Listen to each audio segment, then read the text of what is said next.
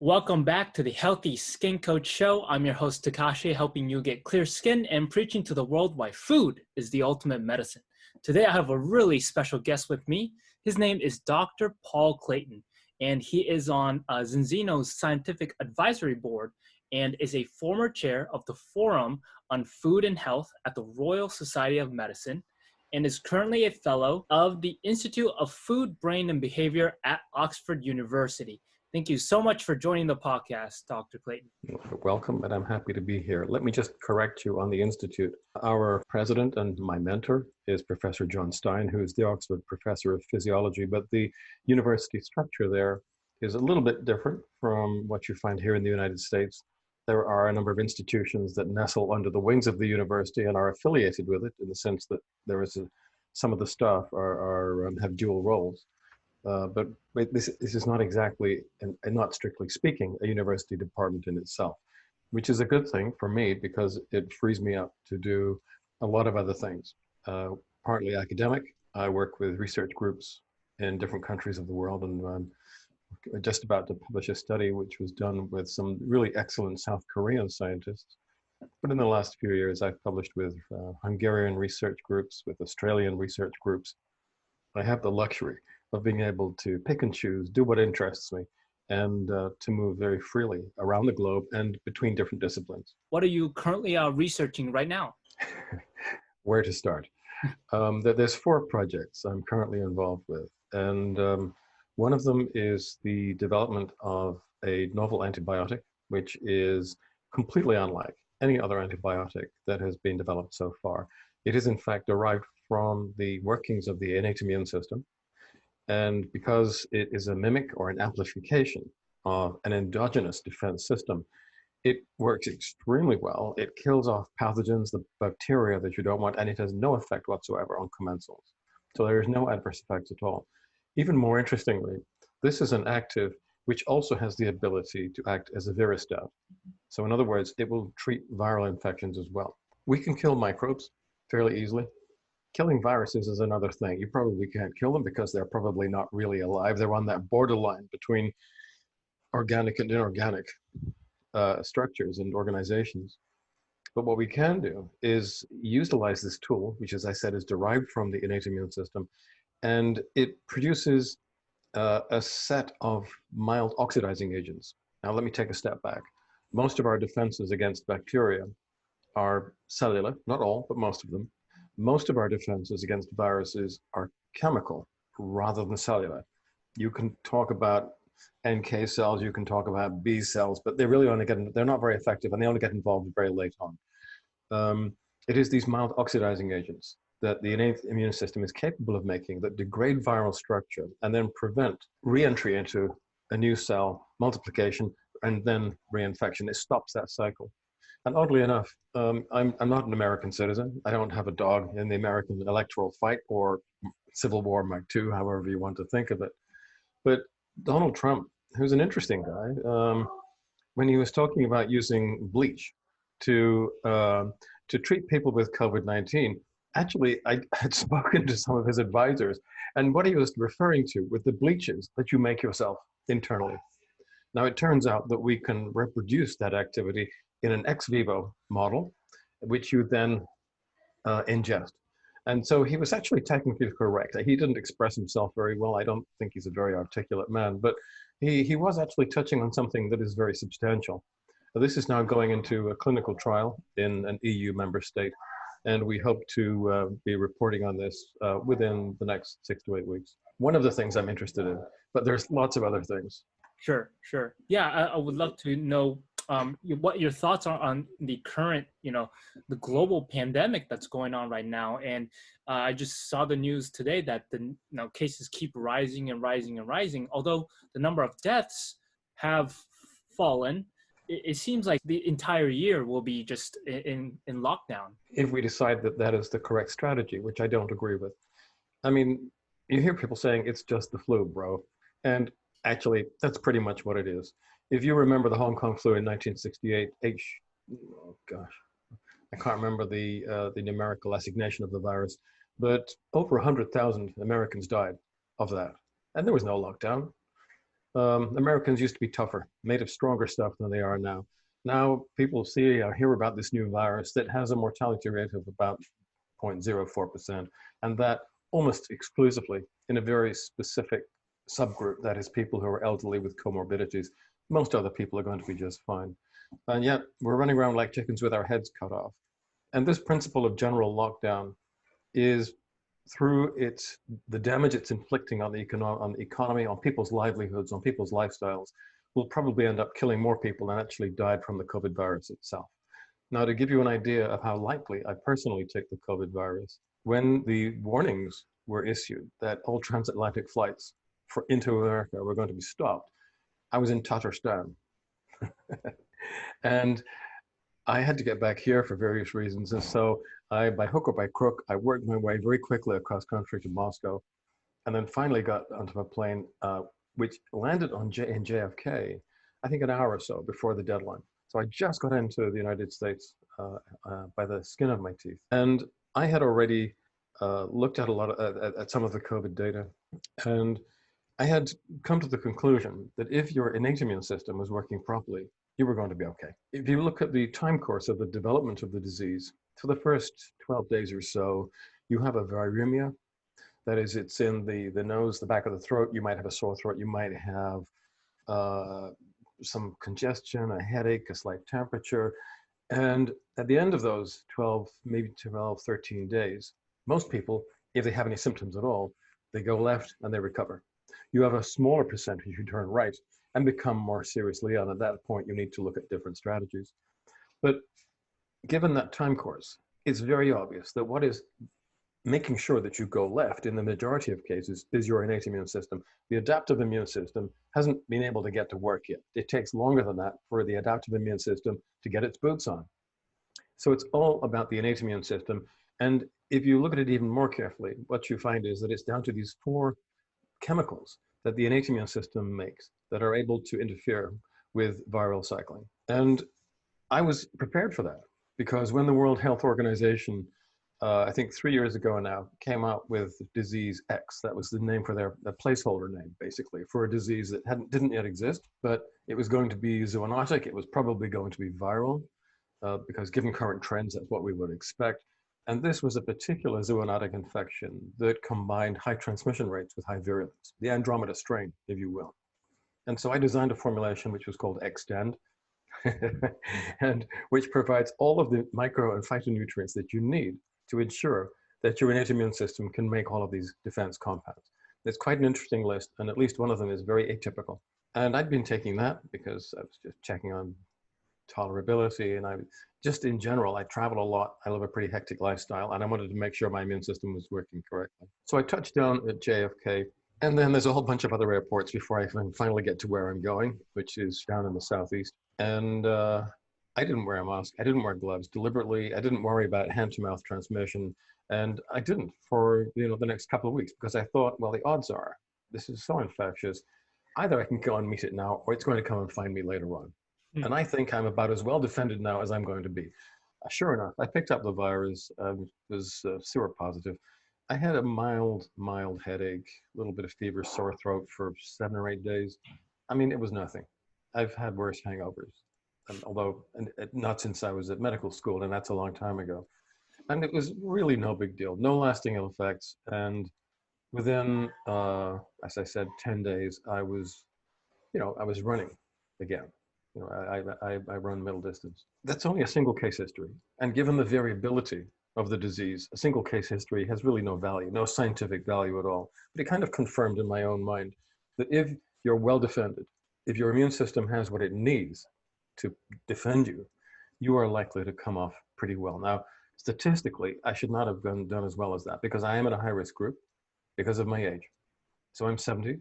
And once you get into, the rarefied 70s, you really have, at least if you look at the larger statistical evidence base, your odds of being rather more seriously ill start to rise significantly. But I think that's only because most 70-year-olds have no idea what good nutrition is.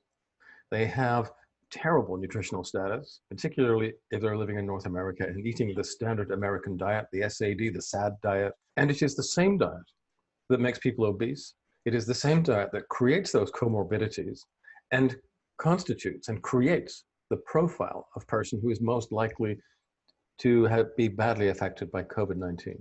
I think all in all, I mean, there's a lot more evidence than that. I'm just giving you the tip of the iceberg stuff. But the evidence to me is pretty convincing that if we could find a way to change American dietary habits, and that's probably going to mean forcing the major multinational food companies to stop selling their toxic foods, then we would create effectively a level of herd immunity that would make problems like COVID-19 and potentially more serious infections go away. It would be more effective, it would be far more cost effective, and it wouldn't lead us down these dark roads to the techno-fascist visions of people like Bill Gates. I 100% agree with you. My channel is all about preventing any diseases that may arise by having, excellent nutrition and focus on health today, and, not waiting and putting it off until tomorrow, where your immune system might be compromised, and then you are more susceptible to the virus.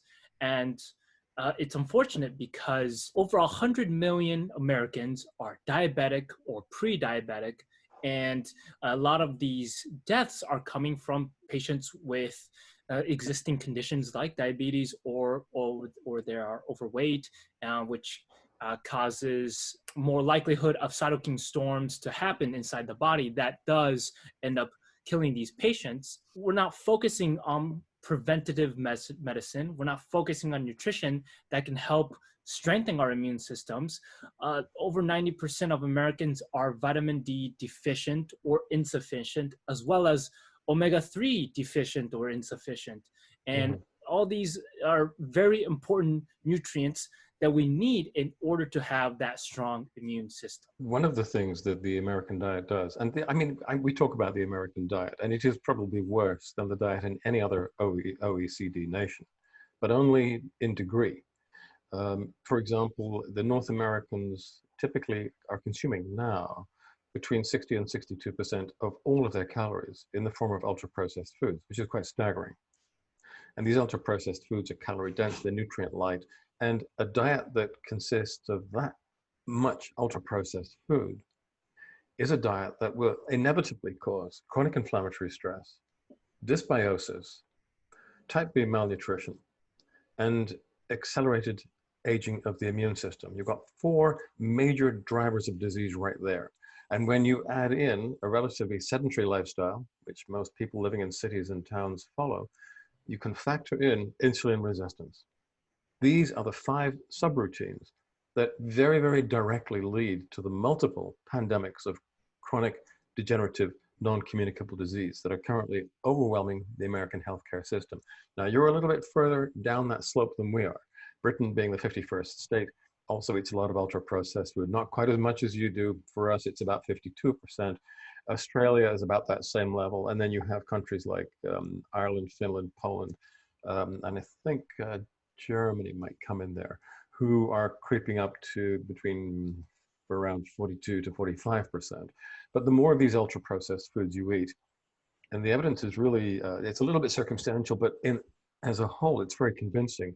With every 10% of ultra-processed foods you add onto your diet, you increase your risk of overweight very significantly, your risk of type 2 diabetes by 10%, your risk of cancer, I think, by 11 or 12%, your risk of early, that means preventable death, by about 10% as well. Heart of the problem is that we now have an out-of-control food industry. The largest part of the global food space is owned and controlled by only 10 multinational food companies, most of whom are North American, not exclusively. There's a couple of major European ones as well.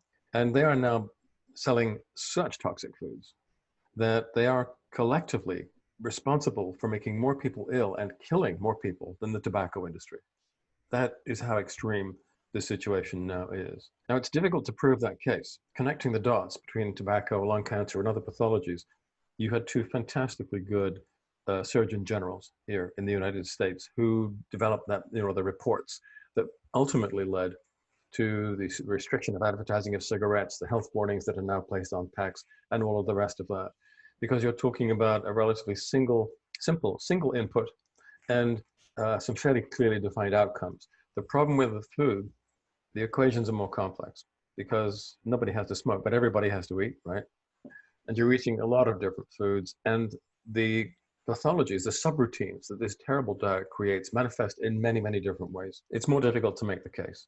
So what we need is something like Ralph Nader, who wrote that book, Unsafe at Any Speed, and then forced effectively Detroit to start engineering safety into their cars. We need the equivalent person, a politician with vision and backbone, if anybody like that exists, I would love to meet them, who's willing to take on the food industry and say to them, you cannot continue to behave so irresponsibly. You cannot continue to inflict so much damage on public health. We're going to bring you to heel.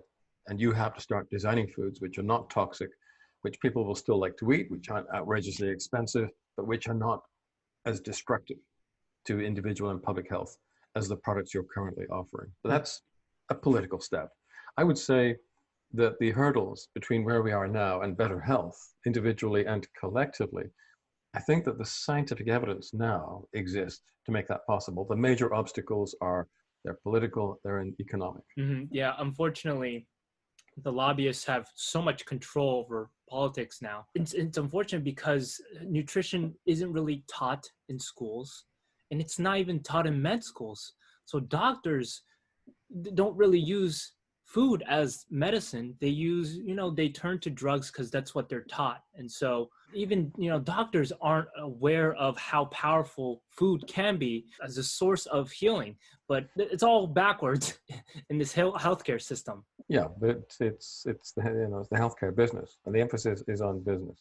It's business, and it's a great business because you as consumers, we're being ground between two millstones.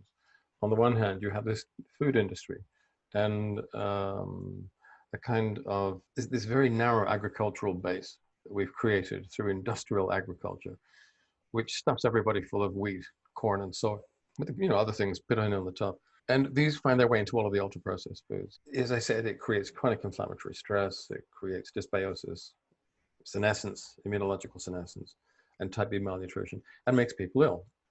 And the people get sick, and then they run to the pharmaceutical industry, who supply them with the pills that they need to suppress the symptoms of the disease, but not the disease itself, which keeps on going. And so it's a great business model. The pharmaceutical industry says, thank you very much to the food industry for sending us this endless stream of customers. And the food industry says, thank you to the pharmaceutical companies, because with your pills and potions, your toxic and pretty ineffective remedies, you're covering up the damage that we are causing to people's health.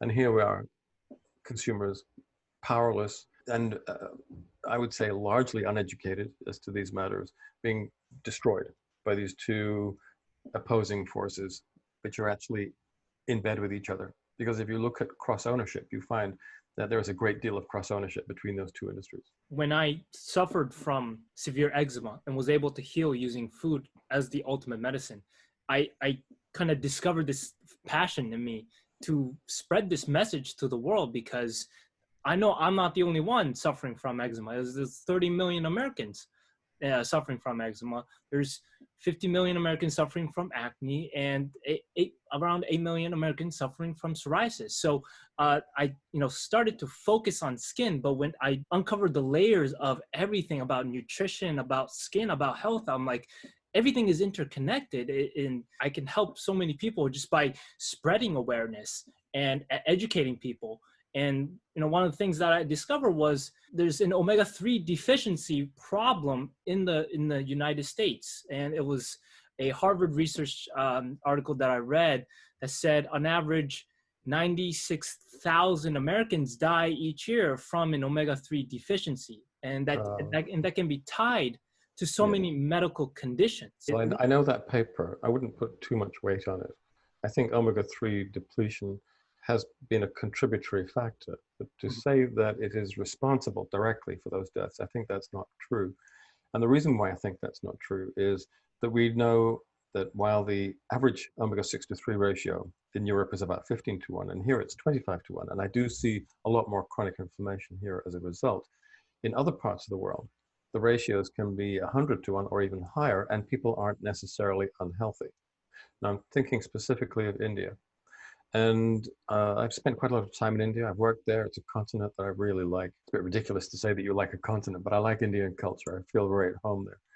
And I learned how to cook Indian food. And what I realized was that in a single dish, you might use more spice than you would in North America or in Europe in the course of a year. They eat enormous amounts of spice. That means that they can get away with not having much omega-3. Now, they don't have much omega-3 because around India, there's no cold water fish, no cold water algae.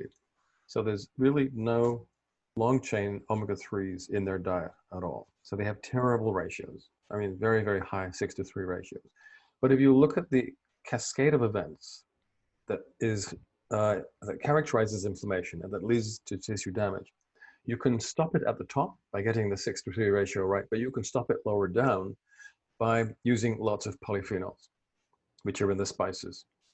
So even if you don't have very many long chain omega-3s, if you're eating lots and lots of polyphenols, which they do, you can still prevent excessive chronic inflammatory stress. Omega-3s, when you eat them, are incorporated into cell membranes. They tend to stick around in the body. Polyphenols are regarded by the body as foreign compounds. They're broken down quite quickly into metabolites, some of which are less active, some of which are more active.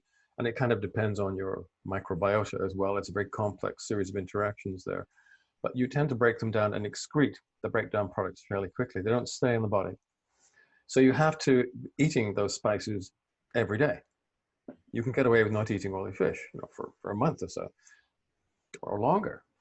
But if you're relying on polyphenols to give you anti-inflammatory cover, you need to be eating them very regularly.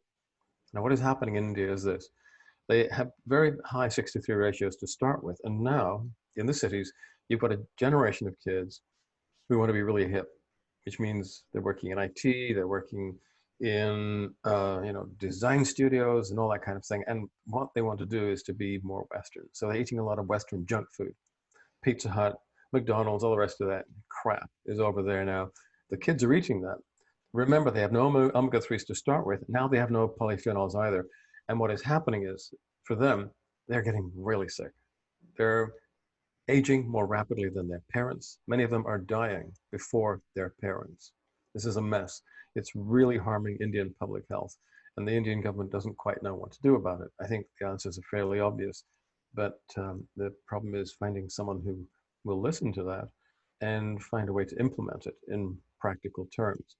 Now, you were saying that doctors aren't taught much nutrition. Not at medical school. I mean, I was at university for altogether about 10 years, picking up various degrees in one thing or another. I think in all of that time, I was only taught 2 hours of nutrition, nothing. After qualification, post-qualification training for most doctors doesn't touch on nutrition either because it's funded by the drug companies. So the doctors end up absolutely blinkered. That's all they know. There's a pill for every ailment. And I'm not against pharmaceuticals. It must sound as if I'm extremely negative, but what pharmaceuticals are good at are suppressing the symptoms of disease. And when a patient comes to us with pain or disability, we have a duty of care to them. And pharmaceuticals are very good at reducing the pain, the immediate disability, and allowing them to go back to their life, which is not necessarily a good thing because it's elements in their lives that probably made them sick in the first place. But if you're a little bit smarter, you can say to the patient, okay, here are the pharmaceuticals that we will use to control the acute aspects of your condition. But what I want you to do is, as well as that, is to incorporate a pharmaconutritional program into your lifestyle. And what you will then find is that as your condition starts to heal, your requirement for pharmaceuticals will lessen, and in the fullness of time, you will become independent of pharmaceuticals. And we've got tens of thousands of cases like this in Europe where our approach has been much more widely accepted. The reason my doctors find that much more acceptable is that I don't talk about nutrition. I talk about the pharmacology of foods and food derivatives. And when I talk in pharmacological terms, that's a language that doctors understand and feel more comfortable with. They don't like the language of nutrition because they never studied it. And they are aware, I think, that the supplement industry is mostly a bunch of junk. I mean, I don't trust supplement companies. I've already made enemies of the food companies and the pharmaceutical industry. Let me complete the trifecta by saying I loathe the supplement industry because most of what they sell is rubbish. The two biggest sectors are fish oil and multivitamins, minerals, that sorts of things. We know that fish oil doesn't work. We absolutely know this. The Cochrane collaboration did this huge meta-analysis within the last 12 months. and looked at all the prospective, randomized, double-blind clinical trials that have been done with fish oils, and really none of them work. Fish oil has no effect. A talismanic effect, perhaps, but no real effect. It's junk. And it's the same with the multivitamins and multiminerals. They don't have any measurable effect whatsoever. People buy them on hope. The companies who sell them, actually, they know, and I've spoken to some very senior people in these companies, they know that what they're selling has no effect, but hey, it's good business. So it's not an industry that I have much time for. And what we're trying to do at the Institute and in all the other companies that I advise is to build an entirely new model. There's so much evidence now, literally thousands of publications, showing how the pharmacological attributes of foods and food derivatives modify disease processes, modify physiology, modify metabolomics. It's time to look at that area, look at it rationally, and then put together formulations to derive from that evidence base that we can demonstrate have therapeutic effects. And that's what Zenzino do with balance oil. And there's a blood test you can take, which will show very quickly and easily whether you have the right 6-to-3 ratio or not. And you can watch it changing over a fairly short period of time as your ratios change and your symptoms go into remission. And that same principle of measuring the impact of what we're doing and perhaps testing at the start to see whether you need it in the first place, because I don't like the idea of medicalizing people who don't need to be, demonstrating that whatever intervention you decide to use or you think is appropriate, that something real is happening. I think that's really important. Mm-hmm. I'm not interested in classical nutrition. What we practice is EBN, evidence-based nutrition, which is the equivalent to EBM, evidence-based medicine. Mm-hmm. Yeah, and I took the balance test and found out that my ratio is 5-to-1. And that was before taking the balance oil, which I take every morning. And I love the taste and I love what it's doing to my body. And I actually compared it with other, fish oil supplements, even other fish oil that has vitamin E inside instead of the vitamin D and the olive polyphenols inside balance oil. So I noticed that the colors were different. The one with the vitamin E, it was like lighter, and you could just tell that balance oil was a much higher quality product. Could you go into why vitamin E is the wrong antioxidant to protect the omega-3s and why the fluorotannins are the right ones? Vitamin E has its functions and its applications. I'm not against vitamin E. It's perfectly acceptable to use vitamin E to stabilize omega-3s or fish oils when they're in a capsule or a bottle or a tank. Those are inert environments, particularly, obviously, if they're sealed. The problem is that once you take that fish oil capsule, whatever it is, and swallow it, the situation is now completely changed. This is not a stable and inert environment. It's incredibly dynamic and very dangerous. You're taking the vitamin E and you're exposing it to enzymes, changes of temperatures, changes of pH, and the presence of many other cofactors, so which may be antioxidant or pro-oxidant.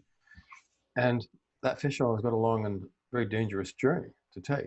It's got to go through the mouth, the esophagus, the stomach, the acid bath of the stomach, the abrupt pH change in the small intestine, and then emulsification, absorption into the portal circulation, to the liver where it's wrapped up into chylomicron and LDL particles, and then into the general systemic circulation where it circulates through the body for up to 24 hours before it's incorporated into the tissues.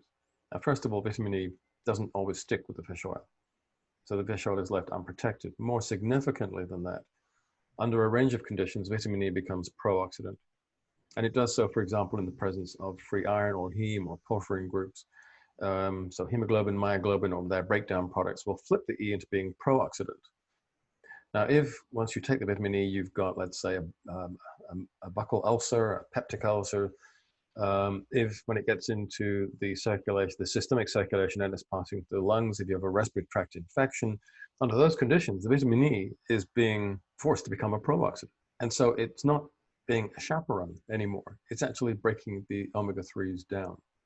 Now, we have a library of over 500,000 samples now of erythrocyte cell membrane fatty acid profiles. And what we can tell is that the thousands of people who are taking fish oil and have been doing so religiously for decades, we look at their ratios and the omega-3s just aren't there. They didn't get to the peripheral tissues. They've not been incorporated into the cell membranes, and therefore they're having no effect, which is why the Cochrane collaboration found that fish oils, commercial fish oils, don't work.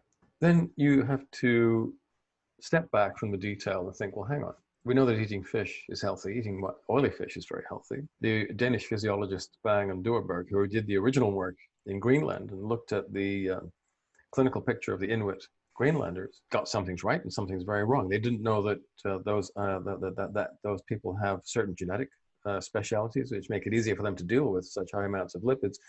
But because they had a pharmaceutical orientation, they identified correctly the omega-3s as part of this protective nutritional platform, but they were just looking for one thing. They thought it was that one thing. In fact, what protects the Inuit, what makes them so resistant to inflammatory stress, is a binary weapon. It's the omega-3s plus the polyphenols in their diet.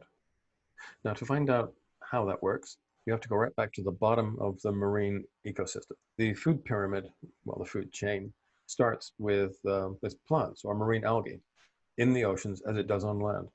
Now, whereas most terrestrial plants produce tocopherols and tocotrienols to prevent lipid oxidation, the marine cold water algae, which are producing omega-3s, produce a very special antioxidant to protect those omega-3s.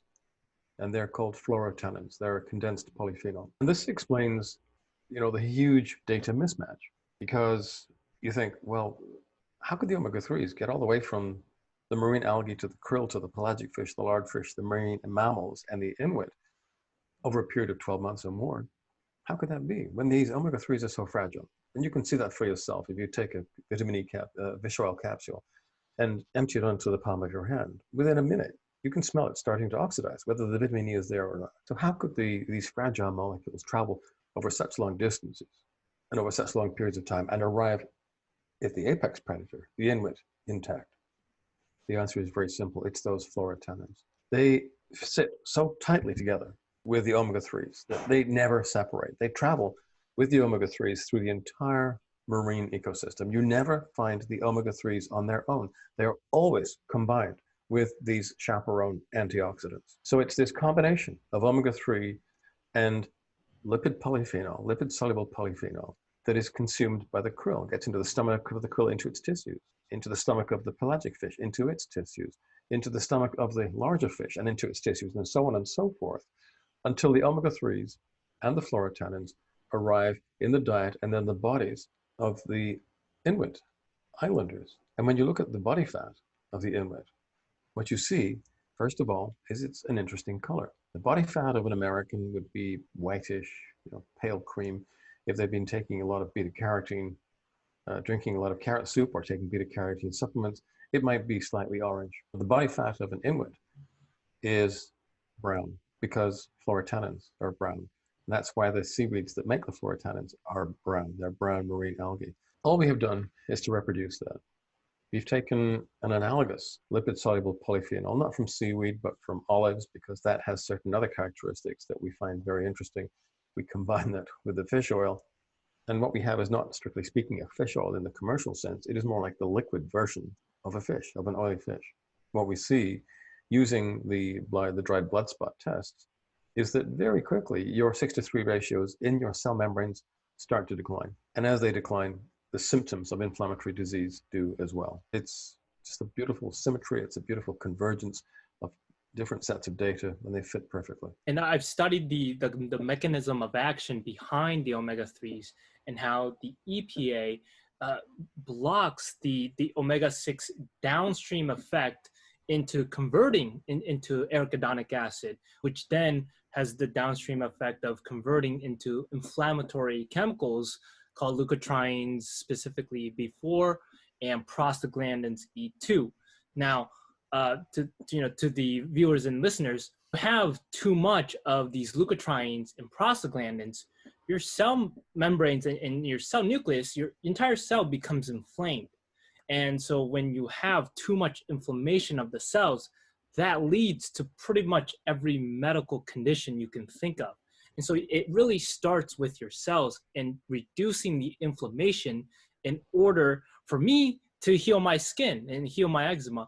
But for others, it might be to heal autoimmune conditions or to reduce the symptoms of joint pain, muscle pain, brain fog, whatever it is. It starts with cell inflammation. That's what I discovered. could you explain kind of that process of how the omega-3s can inhibit the inflammatory effects of omega-6s? Well, first of all, it's important to say that you need the omega-6s, certainly arachidonic acid, and you need to be able to initiate inflammatory responses. And then you need to, using the omega-3s or various other tools, you need to be able to bring those inflammatory responses to an end once the challenge that triggered them has been neutralized, whether it's a pathogen or trauma or whatever.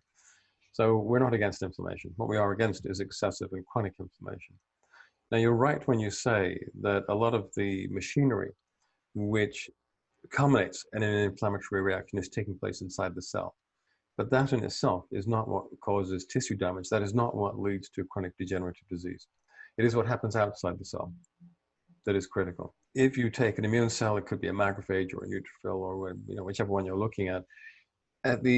In the final analysis, what it does, it will trigger an inflammatory cascade if you're eating anything like the SAD diet or a Western diet, because you have an excess of 6s to 3s. You're making more of the pro-inflammatory mediators than you are of the omega-3 derived mediators, which have got very soothing, calming names like resolvins and protectins and marasins.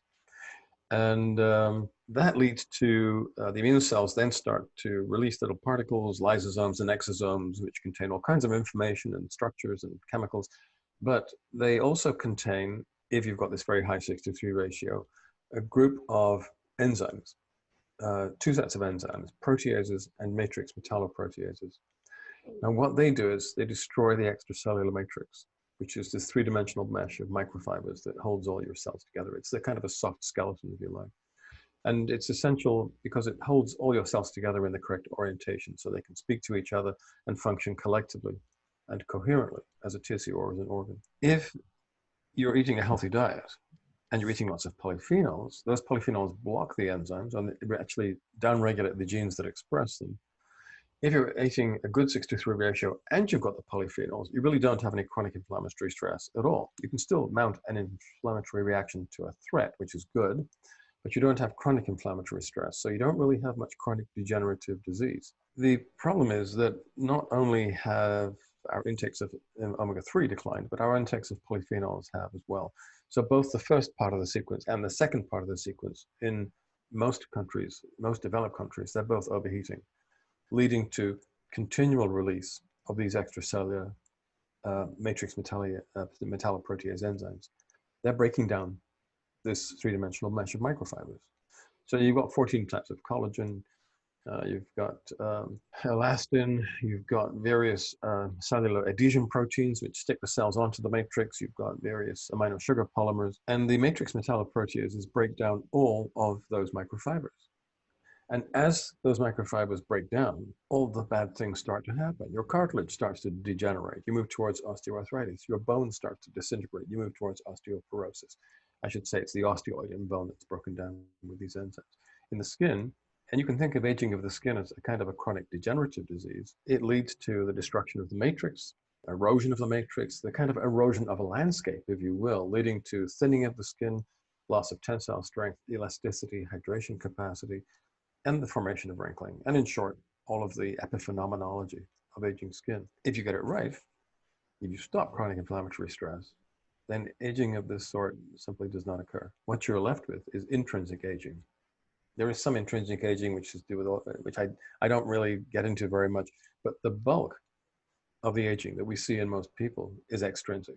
And you can see this, there's a very famous photograph you can find on the web of a truck driver who always used to drive, hanging out of the window, and he got a lot of sun on one side of his face and not on the other. And the side of his face, the photograph I'm referring to, that has been exposed to a lot of UV, is aged about maybe 15 years more than the other side, the unprotected side of his face. So we can totally prevent and reverse the extrinsic component. The intrinsic component, I don't think we can do much with, not with nutritional tools. In terms of the ratios, so my ratio before taking balanced oil was 5-to-1, which is actually a pretty good score. And really good, really good.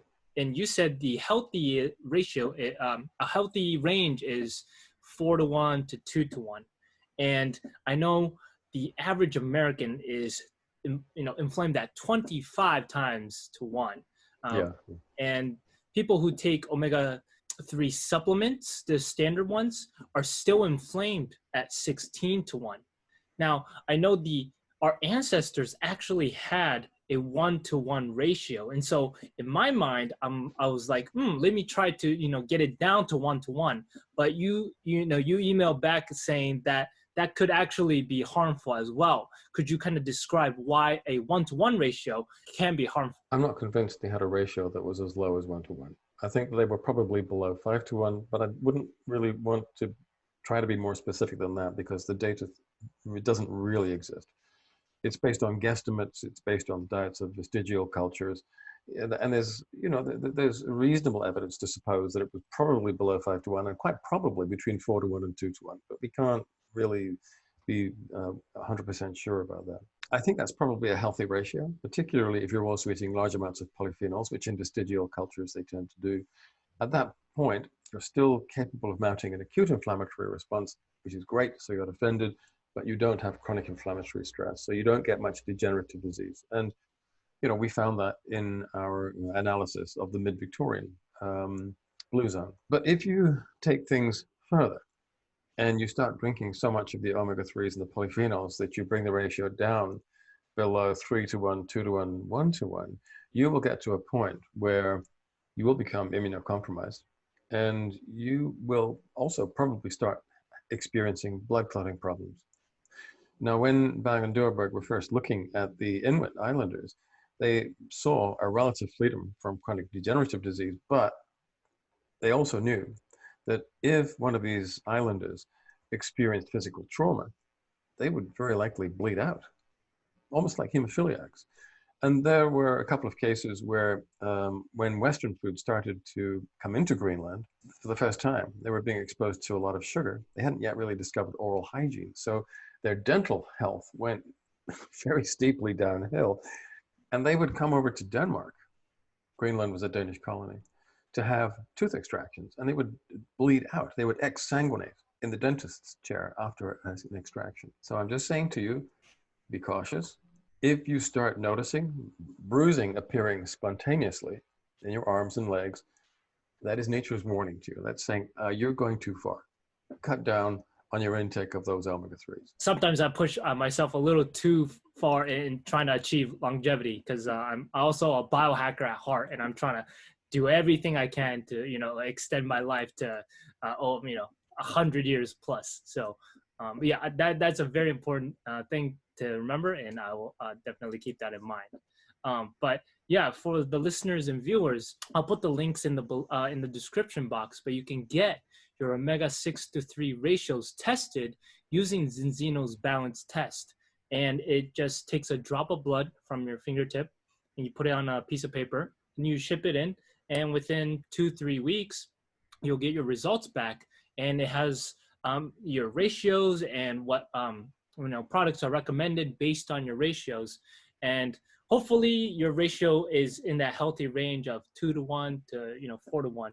But if your ratios are off, like the standard or the average American is at 25-to-1, then you definitely should consider taking omega-3 supplements like a balance oil in order to get to lower your ratios down in that healthy range.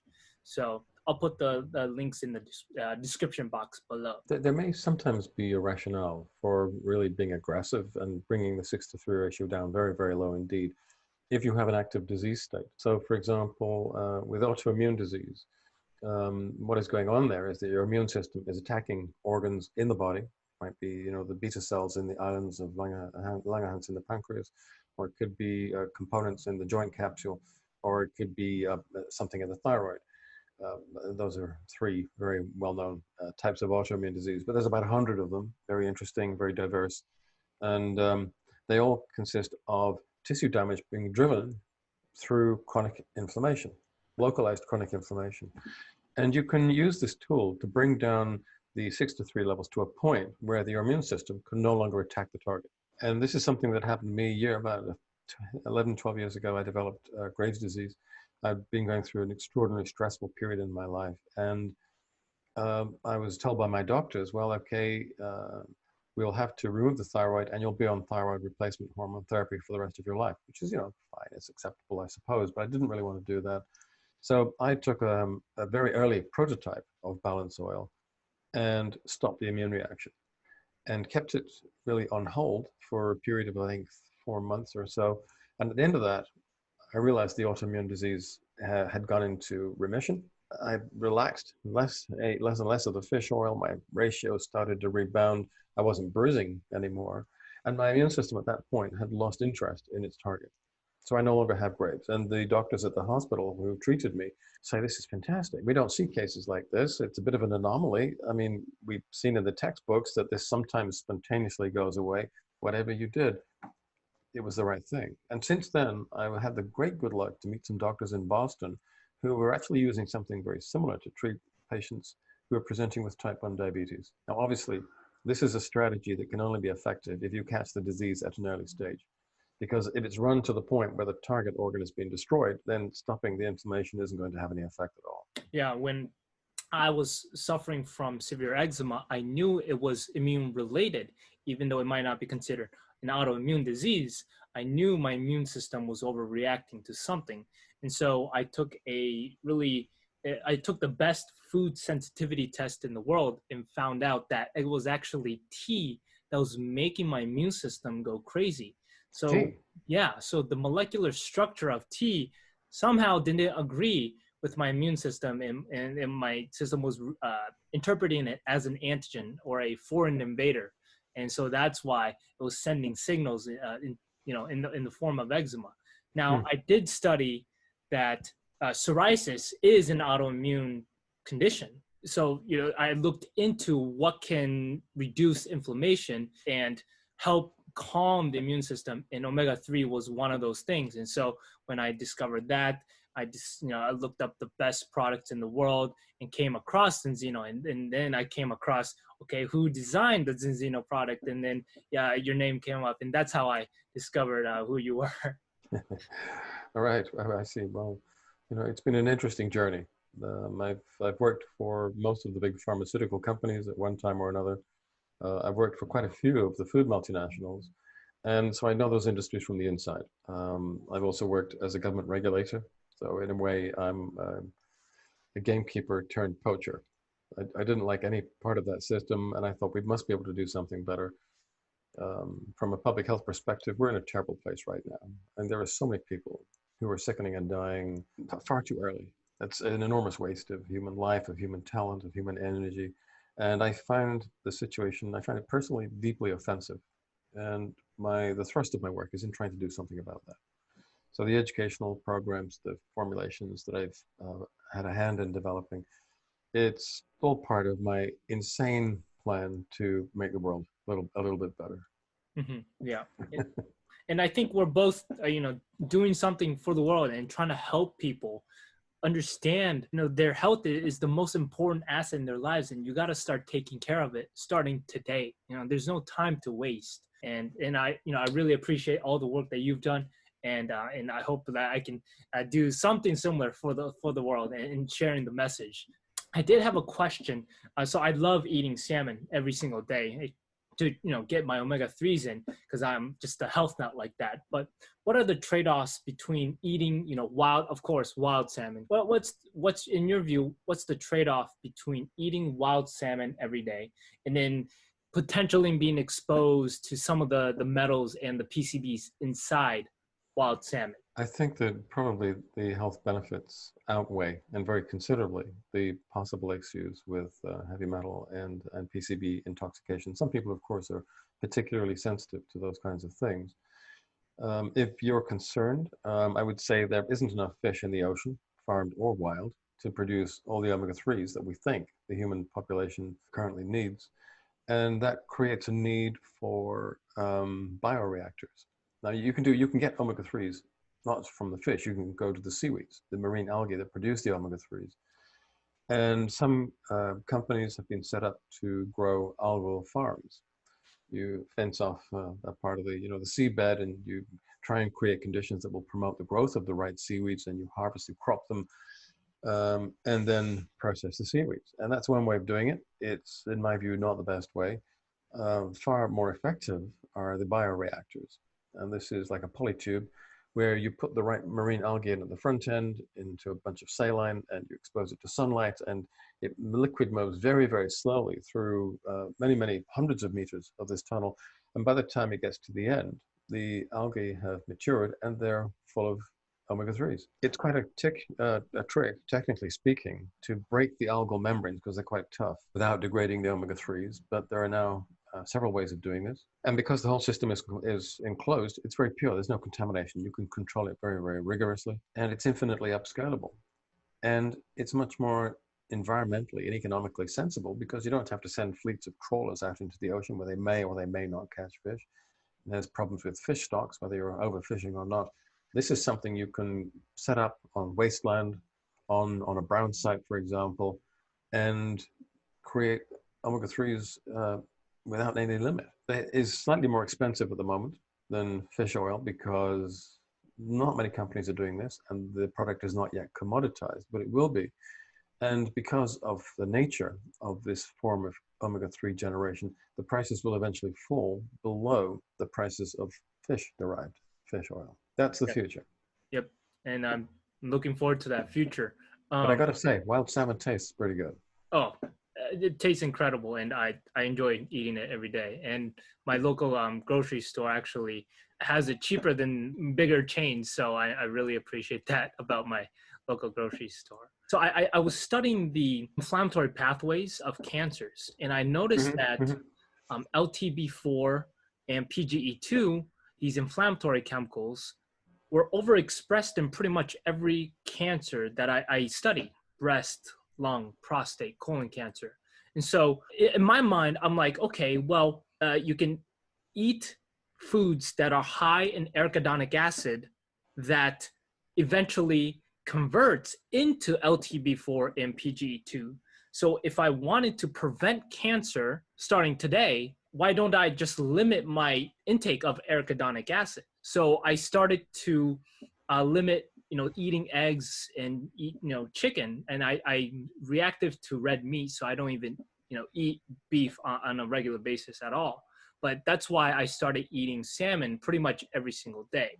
What are your thoughts on limiting the intake of arachidonic acid? Well, even if you do, you're going to make it in your own body. The parent essential fatty acids, LA and ALA, you're eating them all the time. You really can't avoid them. And your body will generate arachidonic acid, and it will generate EPA, DHA, and a variety of other fatty acids as well.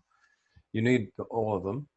And simply stopping eating eggs and chicken and red meat, I'm not sure in pragmatic terms is going to be very helpful. We certainly know that people who are vegetarians don't live any longer than omnivores.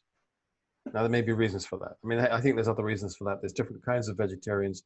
And if we start to be more granular in our approach, I think we will find subgroups of vegetarians who do have better health and longevity prospects. But that work's still not been finished. I think in terms of cancer prevention, I think you ought to do more than just eat more omega-3s and less arachidonic acid.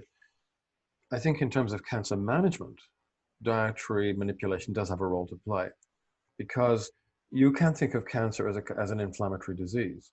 You'll see around the surface of any tumor, there will be inflammatory tissue, inflammatory cells, an inflammatory infiltrate. And we know that chronic inflammatory stress is profoundly involved in the processes of angiogenesis, tumorigenesis, and metastasis, absolutely centrally involved. And if you can bring the 6-to-3 ratio down and fill the system with polyphenols as well, to the point that chronic inflammatory stress is really being thoroughly damped, those three very profound processes in the cancer sequence pretty much stop. I'm, very focused on reducing inflammation.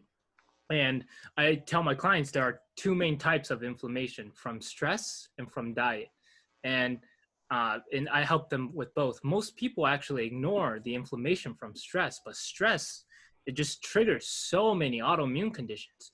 And when your sympathetic nervous system goes on overdrive, the excess cortisol inside the body just creates so many medical problems. So I help people reduce both types of inflammation. And I think that's a good idea, because we know that excessive and sustained levels of cortisol are directly neurotoxic.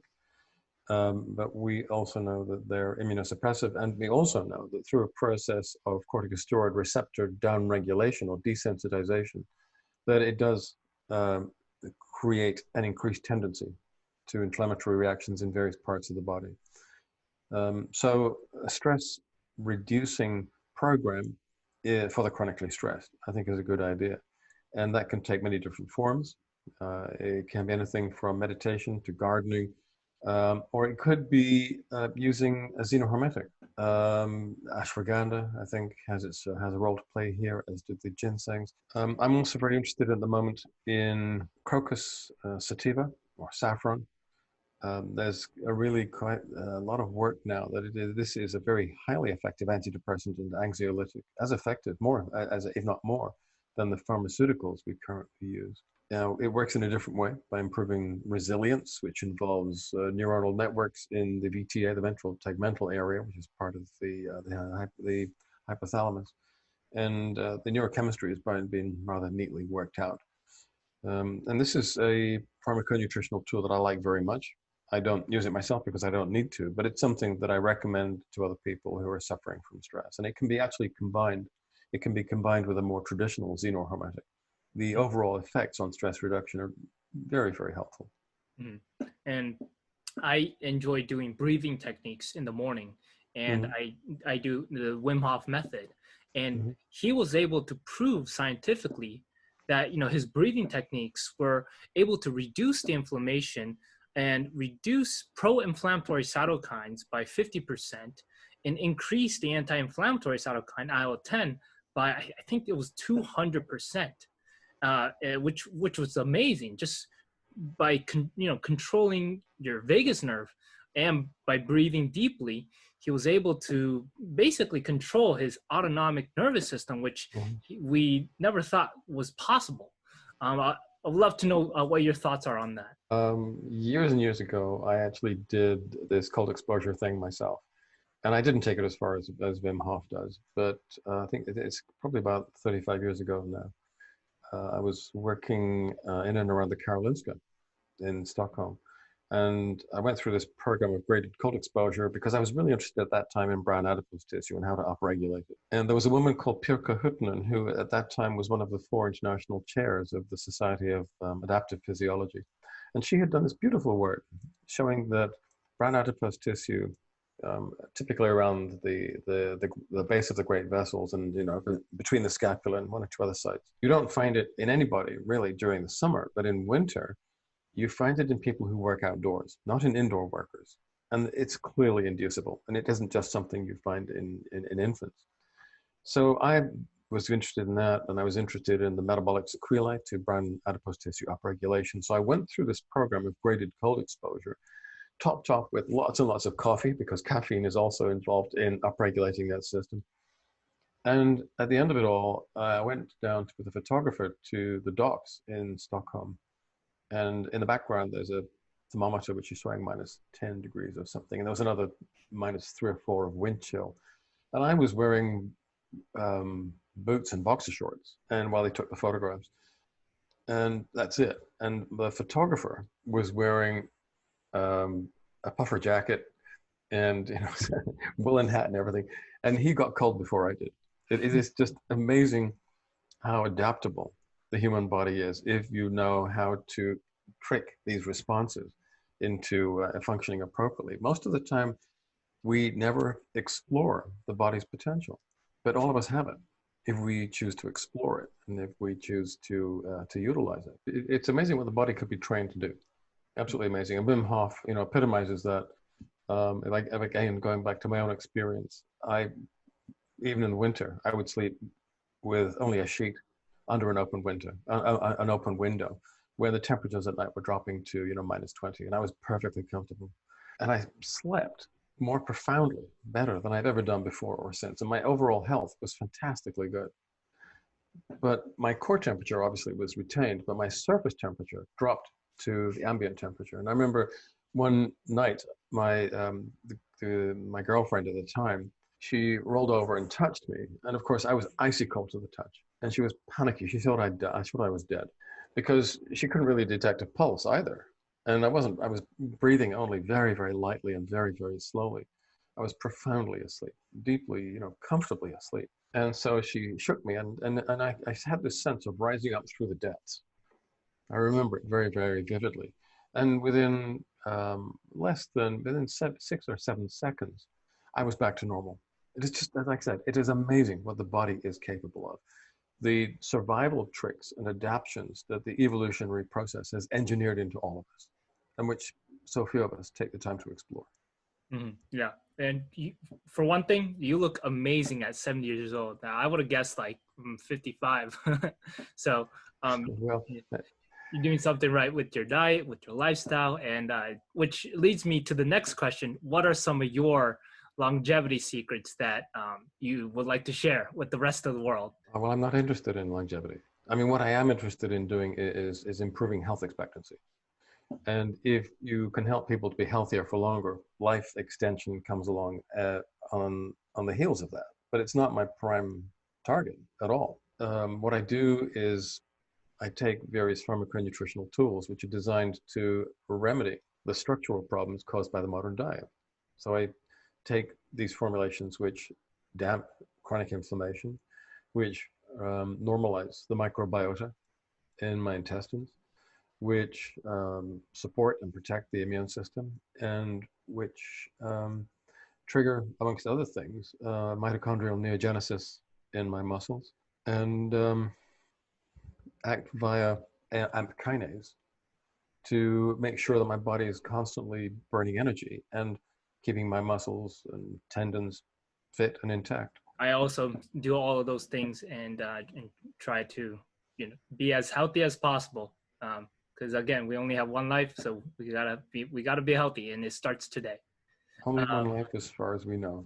Yeah. But there are more things you can do. Have you heard about the zombie killers? No, I haven't. Okay. Well, as we get older, we accumulate senescent cells in various tissues, and these are cells which should have killed themselves, but have somehow sidestepped that process and linger on.